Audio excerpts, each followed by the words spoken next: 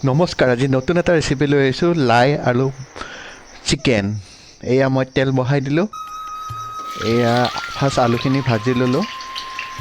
তাৰপিছত আলুখিনি ভালকৈ ফ্ৰাই হ'বলৈ দিছোঁ। আৰু কিছু সময়ৰ পিছতে আলুখিনিয়ে মই আধা ভজা কৰি উঠাই ল'লোঁ। আৰু এতিয়া আলুখিনি উঠাই क्या सोच তাৰপিছত है रे तेरी মাংসখিনি তেলত দি मानना দিলোঁ। पड़ेगा। এয়া দেখিছে একদম চৰাই উঠি গৈছে একদম চিকেন। বঢ়িয়াকৈ ডাঙৰ ডাঙৰ পিচ কৰি আনিব যদি আপোনালোকে এই ৰেচিপিটো বনায়। ধুনীয়াকৈ লৰফৰাই দিছোঁ এতিয়া, যাতে ভালকৈ তেলখিনি শুহি লয় মাংসৰ সৈতে। চাই থাকক ধুনীয়াকৈ মজাকৈ অলপ ফ্ৰাই হ'বলৈ দিছোঁ মাংসখিনি। এতিয়া পৰিমাণ হিচাপত নিমখ দিলোঁ, পৰিমাণ হিচাপত হালধি দিলোঁ।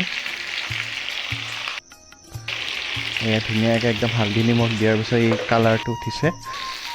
এতিয়া মই মছলা দিম। ইয়াতে বটি থৈছিলোঁ নহৰু, পিঁয়াজ, আদা এইবিলাক। এয়া ভাজা হৈছে একদম। এতিয়া মছলাখিনি ইয়াতে দি দিম। ধুনীয়াকৈ মছলাখিনি দি দিছোঁ। এতিয়া ধুনীয়াকৈ মছলা দি অলপ পানী অলপ দি পেলাই ভাজিছোঁ। ইয়াতে পৰিমাণ হিচাপত জিৰা গুড়া দিম, একদম নৰ্মেল।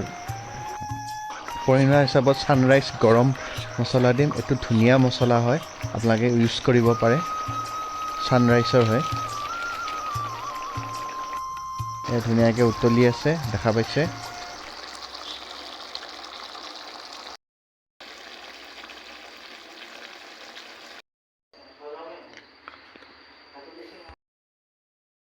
Five minutes later.